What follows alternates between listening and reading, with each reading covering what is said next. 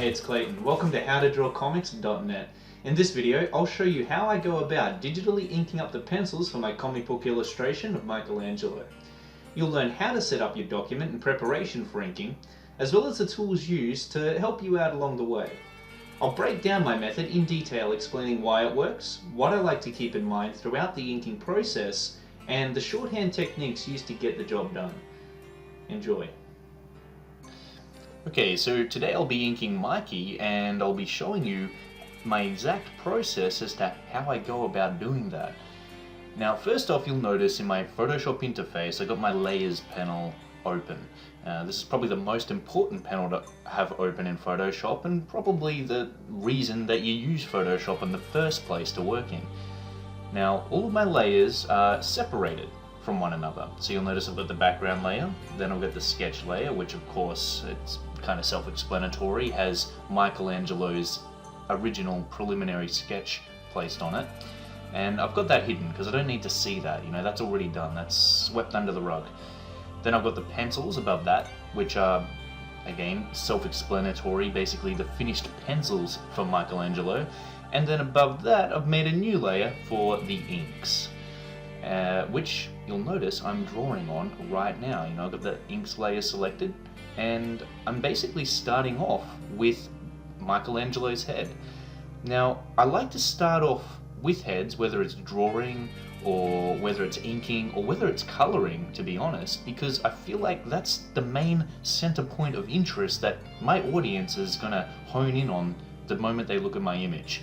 Okay, so you know, I kind of want to leave a good impression, which is why I stress about it a little bit more than the other areas of my image.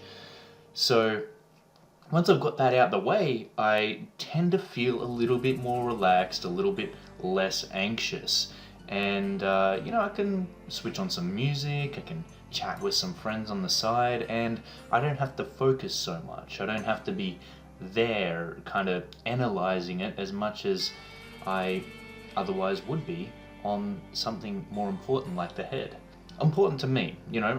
I'm sure that there are various other parts of the human body or the Ninja Turtle body that people kind of are anxious about. It just depends on what you've practiced drawing the most. I mean, you know, typically in comics, what most comic artists will struggle with the most are things you wouldn't really even think of, like the feet, for example, which are usually hidden behind a facade of smoke and strategically placed rock formations. And that's just because most comic artists, when they're learning how to draw, focus on more relevant areas such as the head, such as the body, such as the anatomy of their characters, and things like the feet that don't seem as important get left out, they don't get practice, and before you know it, they seem to be the hurdle that's holding you back the most. So it comes down to what you're more familiar with, and obviously the more that you draw, the more that you practice, and the more mileage you get behind you, the more competent you're going to become. The slicker your lines will get, the more energetic your poses and gestures will become, and you'll begin to see your style in the artwork. It'll just start naturally coming through in time.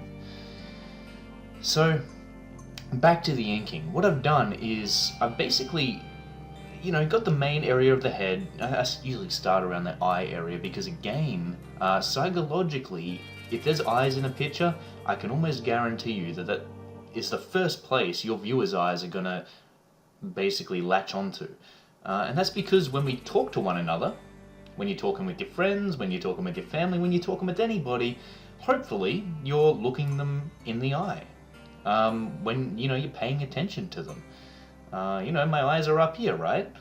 So, you know, the same goes for when they're looking at a piece of your artwork. If there's a character in there with eyeballs, they're probably going to not be able to help themselves, but to kind of hone in on them and then work their way out to explore the rest of the image, which is exactly how I'm working with these inks. I'm sorting out the main focal areas first, and then I'm working my way outward into the areas like the pizza, the hands, the back of the shell there, the neck, and this is, for the most part, all the stressful areas, the parts that I was telling you I was kind of anxious about in the beginning. they're basically done and taken care of. You know, I'm not too worried at this stage, I'm more relaxed. And now I can just, you know, chill out and count down the minutes until this entire illustration is all inked up. And when it comes to inking, you kind of, you know, you have to accept the fact that you're going to be there for a while. You know, you're going to be sketching over those pencils for hours. You know, the way I've worked it out is however long it takes me to draw up a comic book illustration. In this case, Michelangelo actually took me about, I think it was 4 to 5 hours. And the inks almost took an exact same amount of time to wrap up as well. So yeah, the inks can take as long as the drawing, if not longer sometimes, depending on the complexity. And of course how close you're working. Which is another really important point that I want to bring up is you'll notice that I'm actually working at a distance here. I'm not zoomed right in to kind of pick up on those details, and that's important because, you know, the more you're zoomed in, the broader your strokes are going to have to be, which means effectively each stroke that you make is taking you longer to create. Now, this is something specific to digital inking. You know, you're not going to obviously come across this as much with traditional inking, because when you're traditionally inking something, you're working at a set distance. You know, your head is a certain distance above the page, and you're kind of looking down on it, just, you know, inking away. When it comes to digital inking, it can be very tempting to kind of really zoom in there to get in all the details and figure them out, which sometimes isn't a good thing because it can also mess up the consistency of your resolution when you're working on the image, meaning that some areas may actually come out a lot more detailed than other areas, and that's really not something that you want. So what I'm doing here is I'm working at a distance, but I'm zoomed in a little bit, and I'm really not going to zoom in any more than this, and I make that a rule for myself. If I zoom in any more than this, you know, I gotta catch myself and zoom back out. So I suggest if you're digitally inking, figure out how close am I going to get to my pencils as I'm inking, and stick to it so that, you know, you can keep the rest of the illustration consistent with itself. Now, in saying that, there are going to be times when you don't get an overall broad look of how the image is looking and coming together overall, which is exactly why you'll notice over to the right of this Photoshop interface, I've got another special panel opened up called the Navigator Panel. That's the panel with a little thumbnail view of my illustration. Now, what that is typically used for is kind of navigating around the image when you are really zoomed in. You can kind of use this red square to position your viewpoint anywhere you want in the illustration. What I will typically use it for, though, is a little bit different. I like to use it as a guide to see how the image is coming together compositionally. Because again, this gives you an overall look from a distance, and if it's looking good from a distance, chances are it's going to look good close up, which is important. You know, it doesn't matter how much detail you try to pack in there to hide a bad composition or an out of proportion character. If it looks wrong, it is wrong, and there's no other way you're going to be able to get around that than to, you know, take it back to the very beginning and fix that stuff up, which is to say that you want to make sure that your foundational sketch, the sketch that holds all your proportions, all your compositions, and everything else is 100% correct and the way that you want it to be. Because if you put, you know, 8 to 16 hours into a fully detailed illustration, you don't want to have to go back and erase all that, because, you know, you might, especially if you're getting paid on the hour, right? That means time is money. You know, that time could have been used in a more productive, profitable way. So, you know, very important. You know, if you want to work fast, if you want to work, you know, productively, make sure that you get this stuff right in the beginning. And sometimes it's okay to take a little bit of extra time in the beginning to make sure it's right. It's better to take the time then than to take the time later to try and fix it up. because all the icing in the world doesn't make a bad cake taste good. Okay, so I'm working my way around the image, inking out the little details there. Now, what I want to point out here is that you'll notice what I tend to do as I'm inking is I outline the silhouette of the shadows that are cast onto the figure. So you'll notice that over to the side of his belly there, I've got the silhouette of the shadows outlined, and where the drop shadow is falling underneath the belt, I've outlined that. And the reason that I'm doing that is because more than what is filled in within those contour lines, the contour edge of those lines is what's important. The shape that's created by the shadow is what's important. So I like to outline that shape first and then fill in the blacks. And that's very much the way I work, especially when it comes to inking pencils. So you'll notice I'm doing the same thing here. And the reason that I do it that way is because sometimes what can tend to happen is you're kind of inking away and you don't really know where that boundary line is for the shadow if you haven't already defined it, because for all you know, it could have been that boundary line could have stopped 10-20 strokes ago with the brush. So if you want my advice when it comes to digital inking and even traditional inking, make sure that you outline the contour of those shadow shapes first. This is a technique I actually learned from Mark Silvestri's inker, and I think he inked a little bit of David Finch's work as well. Mr. Joe Weems. So you'll notice that this is typically the way that I like to work. I like to define those broader shapes first, and then what I'll do is I'll go in and I'll actually start to indicate the smaller details. And I like to try and work fairly fast as I'm doing this, because at the end of the day, the longer that I'm working on a piece, the more demotivated and bored I become with it. And that's just something that happens, no matter what project you're working on. Of course, in the beginning you're going to start out really excited and you won't be able to wait to get your mitts into it, but at some point it's going to become a little bit of a drag, and that's just something that naturally happens. You'll notice that this becomes especially relevant if you've ever worked on your own graphic novel or comic book before. Sometimes these graphic novels, undertaking a project like that can take years and out of your time. And if you don't have that kind of motivation to just keep on chugging along and keep on getting it done, then it probably never will get done, because at the end of the day, again, your energy is just going to slowly diminish as you keep on working. So yeah, again, I know that I'm going to be working at the desk for a while until this thing's done, so I just kind of accept my fate at that point, switch on some music, and I keep on going with it. I really, it's kind of relaxing, and I think that you have to have a lot of patience when it comes to this kind of work, because it does take some time. It does take a little bit of effort to sit there for hours on end, just getting this stuff done.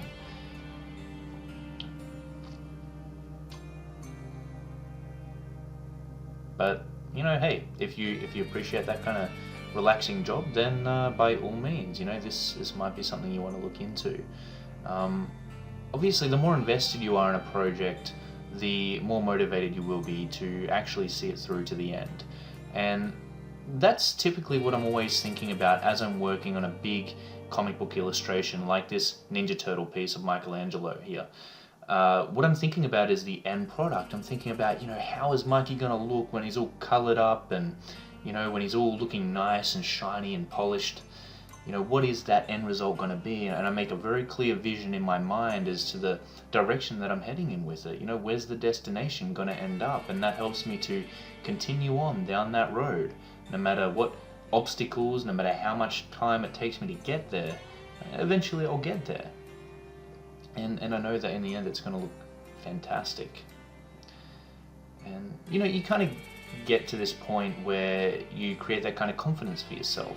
In the beginning, I know that when I first started drawing, I couldn't really say that. I couldn't say that I would start out on this route, and by the end I would have an amazing image because I didn't have that confidence. And in the beginning it is very kind of scary because you don't know how this image is going to turn out. It might turn out terrible. And in fact, I remember that in the beginning I would create a comic book illustration and I would think it's really, really amazing actually. But then I'd look at it a few days later or a few weeks later and I'd start seeing all these mistakes begin to appear in front of my eyes, and I'd be like, damn, how could have I missed that? How is that leg or arm so out of proportion? How is that face so ugly? And I'd kind of kick myself. But at the end of the day, that's what creates confidence, because you spot these mistakes out and you learn from them. Keyword learn. You want to actually change up whatever it is that you're doing wrong, and you really want to study the things that you're struggling with the most. So say you are struggling to draw feet, then what you want to do is you want to get as many feet references as possible. You want to get as many anatomy books with feet references as possible. You want to get as many comic books with feet references as possible, and you want to start replicating them down into your sketchbook, as many as possible, in the shortest amount of time, and really study, really pay attention to those simplistic block forms that make up the geometry of the foot until it's become second nature. What I would typically do is I would create these, hand or foot or head or different any area of the body studies, and when I came to drawing a character, I would basically apply whatever I had learnt from those studies. So it would be like study and then apply, study and then apply until it sank in. Which is, half the reason that I have decided to create these demo videos. These demo videos are actually going to be non-scripted, and I don't even really see them as actual tutorials. What they really are is a demonstration of how the concepts taught in the tutorials are applied. I remember some of the artists that really got me into comics in the first place were people like Todd McFarlane and Greg Capullo. And what I really admired about their artwork was the amount of insane detail and rendering that they'd put into their comic books. Especially Greg Capullo, his artwork was insane back then when he was doing Spawn and The Creech. And I remember that I would start to do up my own comic book illustrations. I think there was one Batman illustration that I tried doing, and what I would do is I would kind of have Greg Capullo's artwork next to me as a reference and a kind of guide as to how I wanted my comic book illustration to look. And I would kind of start sketching it out in my own little way, and I would start to add in the various elements that I would see in his artwork, such as the very thin and intricate rendering lines and that kind of stuff.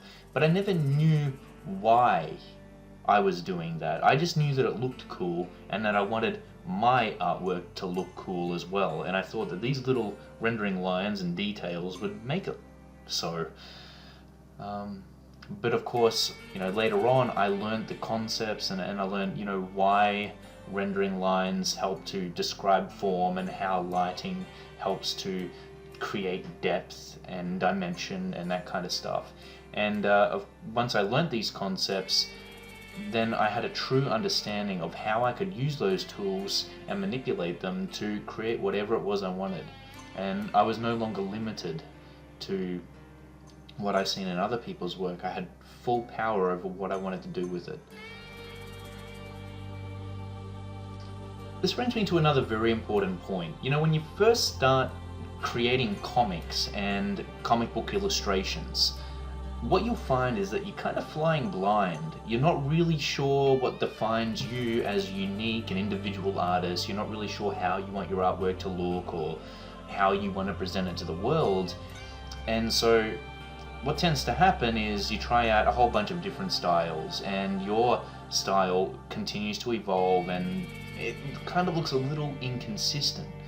To give yourself a little bit of direction, sometimes it's good to have that one artist who really kind of inspires you and influences you in a way. So back in the day, an artist that influenced a lot of people was an artist called Frazetta, as an example.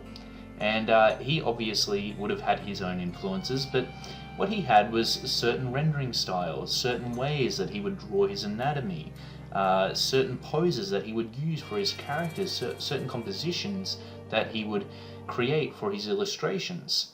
And that inspired many other artists of the time, who then took that on board and then added their own spin to it, creating it into something else entirely. And my point here is that, you know, copying someone else's style in the beginning isn't cheating. Yeah, it's to give you a foot up to start. You need a ledge to really lock onto in order to climb up that ladder and reach your eventual unique and individual style. You know, you need something to build up from. And every artist has their influences. And whether you like it or not, you're probably being influenced without even knowing it, if you don't already know it just yet.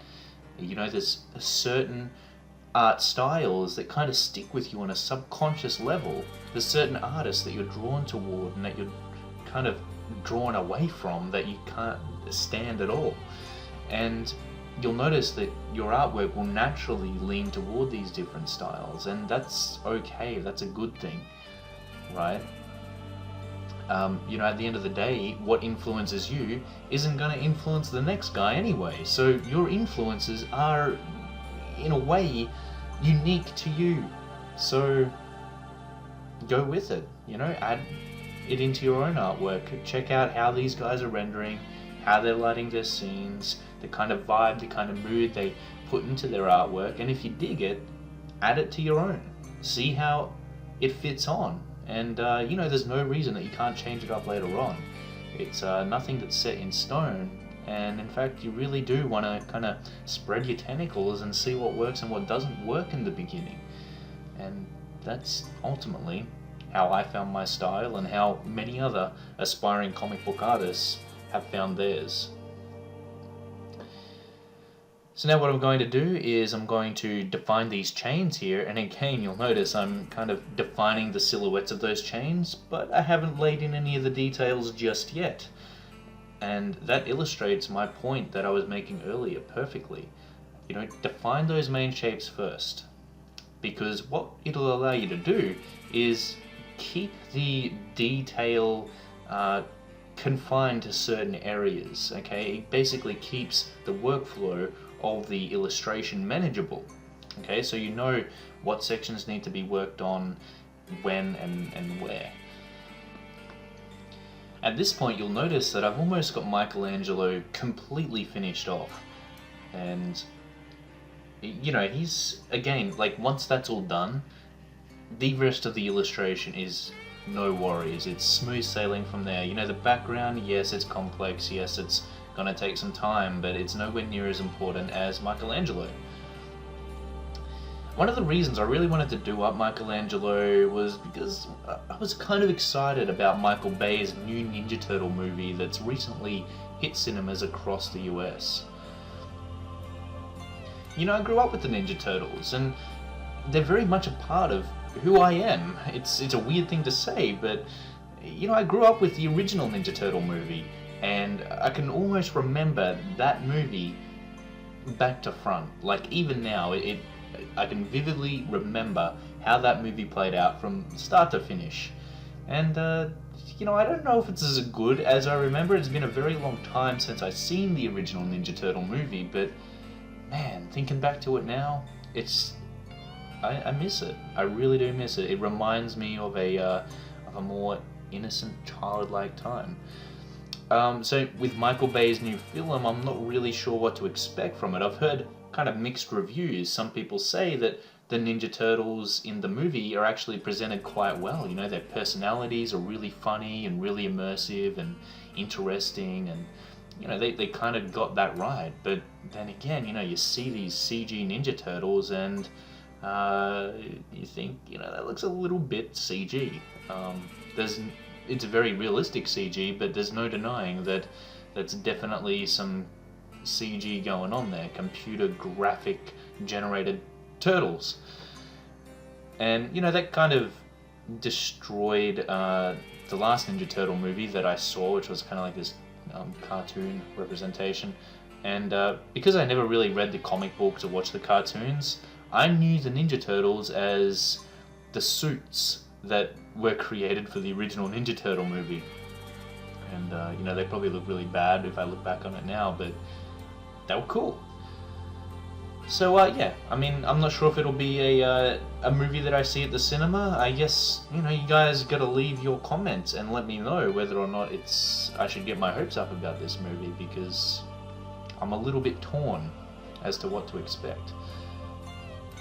But yeah, I guess one of the really, going back to the original pencils of this drawing, one of the things that I really wanted to capture most was Michelangelo's personality.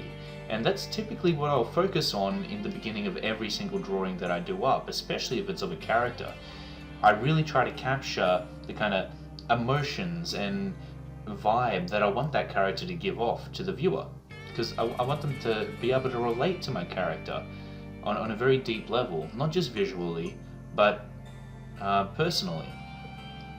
And the way that I do that is I do that through body language and, you know, various elements within the image to suggest a certain archetype for the type of personality that I want to be going for.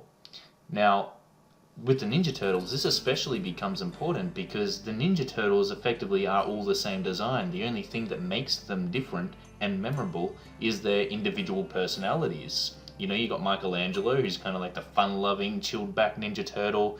You know, he doesn't really take anything too seriously. And then you've got Raphael, who is kind of a hot-head, hot-tempered Ninja Turtle dude who, you know, he can't really control his anger at times, and he's a bit of a ruffian. And then you've got Leonardo, who's the leader and, you know, takes care of the situation when things go awry. And then you've got Donatello, who was actually my favourite Ninja Turtle, funnily enough, because I guess I related to his geekiness. You know, he's kind of always there with his inventions and kind of geek philosophical talk. And that's ultimately what we remember the Ninja Turtles for. That's why we love them so much, because of their quirky little personalities that we grew up with and we grew to love. It's funny, actually, I was reading that originally in the comics of the Ninja Turtles, Michelangelo was actually quite a dark Ninja Turtle. You know, he's a bit more serious and not as joke-cracking as the Michelangelo that we all know and love today. So yeah, I'm just wrapping up this inked illustration by doing the lines for the background, and you know, you'll notice that those lines are actually quite straight on the buildings. Well, somewhat straight, I hope. And I'm actually doing them by hand. You might be asking how I'm doing that. Well, I'm actually cheating a little bit. What I'm using is my elbow instead of my wrist. And if you want a really neat trick to be able to draw straight lines freehand, I suggest you do the same thing. Just use your elbow instead of your wrist, because that'll allow you to keep your hand steady as you're drawing these lines out. And you can see how this especially becomes useful when you have to do these giant cityscape backgrounds or establishing shots. And I originally learned how to do backgrounds, or at least kind of gained some knowledge on how to do comic book backgrounds from a comic book artist called David Finch, who is a massive inspiration for me, and if you recognize his art, a massive inspiration that you'll probably recognize in my artwork. And what I really learned from him in his tutorials and training DVDs was when it comes to backgrounds, it's important to add in line weights.